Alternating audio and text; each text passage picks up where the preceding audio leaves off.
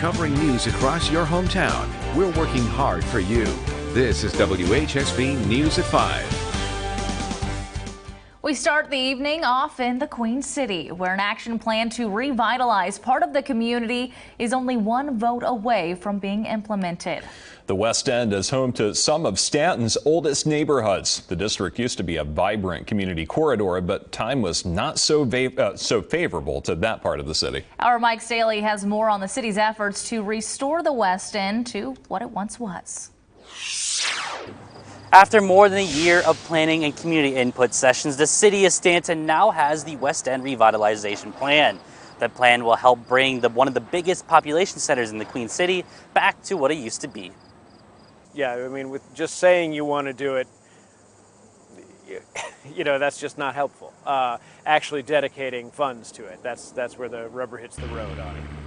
The 124-page document will give city planners a roadmap for essentially redeveloping the historic West End. This plan gives us, for the first time, a game plan on how we can stimulate reinvestment into the West End, how we can help revitalize the neighborhoods and the commercial corridor. Now, the plan isn't as simple as put this sidewalk here or plant this tree here.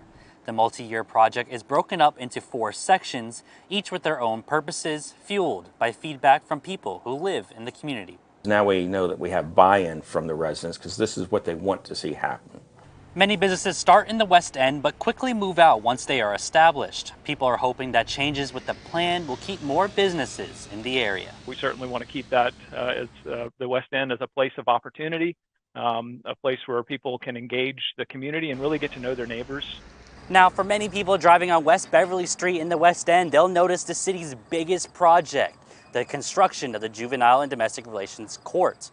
Now, Arrowwood says this is a great project for the West End, but it's not the focus of the plan. Working hard for you, Mike Staley, WHSV.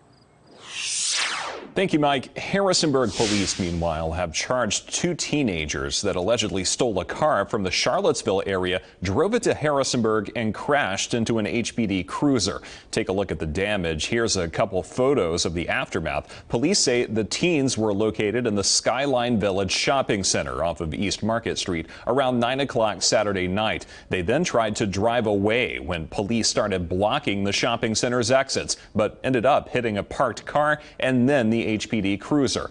The teens then tried to run away, but they were quickly arrested. Police have charged 16-year-old driver with 2 counts of felony hit and run, felony eluding, felony receiving stolen property, and obstruction. When police arrested the 18-year-old passenger, Daquan Grooms, they discovered he had a stolen firearm as well, leading to both the driver and passenger being charged with possessing a stolen firearm, and the passenger facing an additional charge of carrying a concealed weapon. He's since been released on a $2,500 unsecured bond. Let's get a check of our forecast now. Chief Meteorologist Aubrey Urbanowitz in the First Alert Weather Center for us this evening. And Aubrey, after a brief false fall last week, those summer temperatures have made a return. Oh, yes. Summer is basically just, I mean, it feels like we're just gearing up for summer, but maybe this is kind of summer's last revenge because the heat is here and it will be with us all week. Now we're going to start to add the humidity as we go throughout the day tomorrow. But take a look at this beautiful photo. This was sent in from Penny Edwards in Cross Keys. I've seen a few hummingbirds in my yard. I always try to catch them, but this was just absolutely stunning this morning at sunrise. We had a very hazy sunrise, and it has been rather hazy throughout the afternoon due to the wildfire smoke. Of course, some of that was kind of some patchy fog this morning, but more so the wildfire smoke out west has basically led to the haze today. We'll continue to see that tomorrow. If you were heading out to the Shenandoah County Fair this week, oh, get ready for a very hot week. Temperatures slowly dropping into the 80s for the evening hours tonight. We still have the heat that will stay in place throughout the week. We'll have a couple of showers and storms, but you will have more as we get into the end of the week, and we're going to start to increase some of that humidity. I'll have more on what you can expect. That's coming up. In just under a half hour, you can catch the First Alert Weather Summit. Aubrey will be working with meteorologists at our sister stations around Virginia, discussing current weather topics impacting the Commonwealth, like wildfires, droughts, hurricane season, and fall foliage.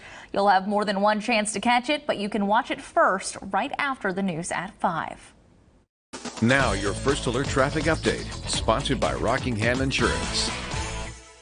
Let's take a look at I-81 on this Monday evening. You're looking at the view from the BDOT camera at mile marker 264 in Newmarket. Everything moving okay this afternoon. No accidents or delays to report. Today is always a tough day for the family and friends of Allison Parker and Adam Ward. 9 years ago, the two were shot and killed while doing a live shot for our sister station in Roanoke, WDBJ. As Allison graduated from JMU, many JMU graduates, including myself and several other members of our team, know her name and even learned to do the news in a studio named after her.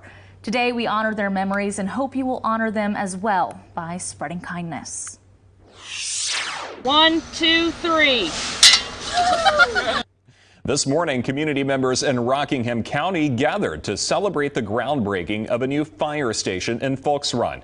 The station is expected to be completed by next spring. Rockingham County Fire and Rescue Chief Jeremy Holloway says this fire station was well needed by the area and it will help lower response times. It's very exciting to be able to work with the Roten Club to improve response times for this area, to provide a service to the citizens. Route 259 is a dangerous highway for us. We run several accidents throughout the year. Unfortunately, it's just, it's got some bad turns and curves, and it's a lot of traffic on this road traveling from West Virginia into Virginia. Holloway says groundwork will begin this week. More than 800 pounds of fresh pork were delivered to Hope Distributed in Harrisonburg this morning. It's the latest donation of the pork for the pantry program. The local partnership between several businesses purchased 6 market hogs from 4-H and FFA students in the Rockingham County Youth Livestock Programs. Delegate Chris Runyon helped the program 8 years ago, and he says it warms his heart to see the community's contributions. This is so rewarding because here we are, we're working with 4-Hers and FFA kids, and they see the connection between their hard work, their animals at the fair, and this food being processed and given to folks that, again, are friends and neighbors that are down on their luck right now. Hope Distributed says the pork will be given out to 800 households in need around the valley. When the news at 5 continues, we hear from Harrisonburg residents about the city's push for people to recycle and how they think the recycling process could be made better. And after that, we'll take a look at the hot forecast for the week, how hot it will be, how hot it will feel, and I'll have all that coming up after the break. But first, take a look at your Green Hill Equipment mowing forecast. If you do have to mow, try to do it early in the day. We'll have more storms by the end of the week. The city of Harrisonburg is urging residents to recycle more, but with a door-to-door service no longer being offered, community members have been left with concerns. Our Mason Willett has more. As Harrisonburg Public Works urges residents to bring their recycling to the Harrisonburg Recycling Convenience Center, city resident Haley Korsha finds having to go to the center as an inconvenience. Like, if my schedule was more set, it would be convenient. It's really open the same time I work during the week, so that makes it tricky. And then it's like, if I don't have Saturday booked up, I can come in the morning. So that's what I try to do. Public Works spokesperson Brittany Klimhot says the city has tried to make recycling as easy as possible through bulk yard debris services and sending mobile services into neighborhoods. We do feel that it is a challenge for our community members to recycle when they don't have that doorside pickup, but we feel like we are doing the best we can and actually have provided an innovative program for the Harrisonburg community. Korsha says despite the services offered, the biggest change she would like to see is the hours of the recycling center extended past 4 p.m. I think anyone who works, it's a lot easier to come. Like, if you could run home, get your stuff, drop it off, and then head home versus try and plan to be here on Saturday, I would find it super helpful. Klimhot says those with questions or concerns can visit the City of Harrisonburg website or call Harrisonburg Public Works directly. Working hard for you, Mason Willett, WHSV. your First Alert Storm Team forecast with Chief Meteorologist Aubrey Urbanowitz and the Tiger Solar Doppler Radar. Well, we have had some haze this weekend thanks to some wildfire smoke across the Pacific Northwest. We're still going to have a little haze for tonight as well as into tomorrow. So especially with the heat, it is going to be very hazy, not enough to affect air quality, but certainly enough to be noticeable as we go throughout the day. But this can also lead to some pretty more vibrant sunrises and sunsets. If you noticed the moon last night when I was driving home, you could see how orange the moon was, and that's thanks to the wildfire smoke. So you're going to notice that the next couple of nights also. Temperatures across the area for the most part upper 80s to right around 90 degrees. We have had some areas drop where we had a few showers, especially across the northern part of the area. Thunderstorms well to our east right now. We've got a couple of showers along the Blue Ridge, just kind of along I-81 Route 11 around the Rafine Vesuvius area, and a few more showers coming in across Grant and Hardee County. Not a whole lot out there tonight, but we will still have a couple of isolated showers into the evening. So again, if you're heading out to the Shenandoah County Fair tonight, you may get a little spritz. These are going to be fairly short-lived. Right now, no lightning, but I would expect maybe an isolated storm tomorrow. So temperatures, I mean, it's still going to be very warm into the evening. We're going to slowly drop through the 80s. There's the view from our Pepsi of Central Virginia Skycam, Massanutten and Mountain. Looking to the north, you could still see some of that haze. Notice our sunset. Now it's before 8 o'clock at night. We're losing about 2.5 minutes or so of daylight every day now. Lows for tonight will be much more mild. We're going to stay closer to the mid 60s for the most part. Some of our lower areas, base of any terrain, you're going to drop it to the lower 60s, but it is going to be a warmer start for tomorrow and another hot day. High temperatures should be pretty close to where they were today, upper 80s into the low 90s. We'll have sunshine to start, hazy sunshine, and then we'll start to get some cloud cover into the afternoon. Storms for tomorrow will be very slim as far as coverage is concerned, so really just a couple of storms tomorrow into the afternoon as well as the evening hours. Notice not a whole lot of activity, but we will have just a couple of storms throughout the area. Now, any storm can contain some heavy rain and also some gusty wind, but certainly not everyone is going to see rain tomorrow. Wednesday is going to be the hottest day of the week. This is our first alert weather day for the heat once again. Highs for our mountain locations, you're going to be closer to 90 degrees into the low 90s, but for the rest of the area, we'll be into the mid 90s. The Shenandoah Valley, as well as Petersburg, Moorfield, you're going to be pushing the upper 90s because of your lower elevation below 1,000 feet. That means with the heat index, when you factor in the humidity, that means that heat index is going to be around 100 degrees. We could get a little relief with a few clouds thanks to this front that's going to stay to our north. So notice Tuesday, a couple of isolated storms, but we could have some more storm activity to our northwest into Wednesday morning, and that could actually send in some cloud cover. It wouldn't affect temperatures too much, but it may give us maybe a degree or two drop into the afternoon. So that's something that we're going to continue to monitor for Wednesday. So your Blue Mountain Plumbing, Heating and Cooling 7-day forecast. We actually have two fronts kind of crossing the area, so that means we'll have more showers and storms by the end of the week. I would expect scattered storms throughout Thursday afternoon, Thursday evening. We'll still have some on Friday and then another round on Saturday when we get the final front through our area. So if you have those outdoor events, again, with the fair also, just be aware you might want to have that backup plan because we will have some showers and storms becoming more scattered for the end of the week and the first part of the weekend. All right, good to know. Thank you, Aubrey. It's the last week of August, and as many start to look forward to cooler days, you may also be dreading the runny nose, sneezing, and itchy, watery eyes that many face this time of year. If you're sensitive to ragweed, allergist Dr. Sandra Hong with Cleveland Clinic says you can start to expect symptoms to begin around Labor Day and linger into the first cold days of winter, but you can protect yourself. Start by keeping the windows closed and keep those much-loved pets out of your bedroom. They go outside and bring allergens back in. You can also prevent symptoms by keeping a close eye on the pollen count, staying indoors on dry and windy days, and showering off pollen after being outdoors. You can also consider starting nasal sprays before symptoms begin and antihistamines after they start. If none of that helps, or you really don't like taking medications, either allergy shots or something called sublingual immunotherapy can be really effective at helping to control those allergies.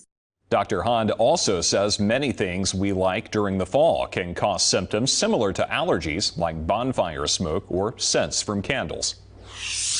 People getting on the water this coming holiday weekend may encounter a potentially deadly danger hiding in plain sight, one that looks like a waterfall but can turn into a drowning machine.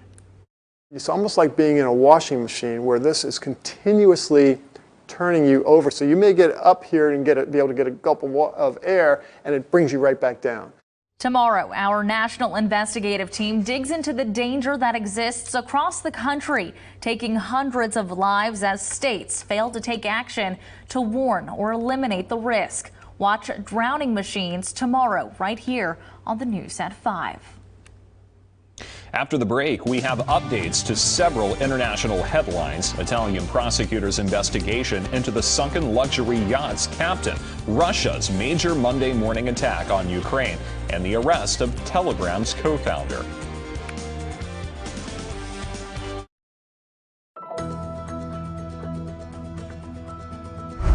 Hi, Ethan Estrem here with some more news. Italian prosecutors say James Cutfield, the captain of the luxury yacht that sank off the coast of Sicily last week, is facing an investigation into multiple counts of manslaughter and negligent shipwreck. The 184-foot sailing boat capsized when a violent storm tore through the area, killing 6 passengers. Cutfield and 14 others survived. Authorities are investigating the circumstances of the sinking, particularly the crew's actions and their handling of the boat. Prosecutors say Cutfield, who was born in New Zealand, is not in custody, but he cannot leave the country while the investigation is ongoing. Russia has responded to Ukraine's recent incursions with a nationwide attack. Ukrainian President Volodymyr Zelensky calling the attack one of the biggest combined strikes on the country in the 2.5-year-long war.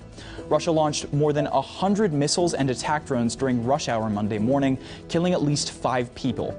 The attacks mainly targeted Ukraine's already damaged power plants. Kyiv's mayor says power and water supplies were disrupted in parts of the city, and with winter coming, there's mounting concern that there will be rolling blackouts across much of the country.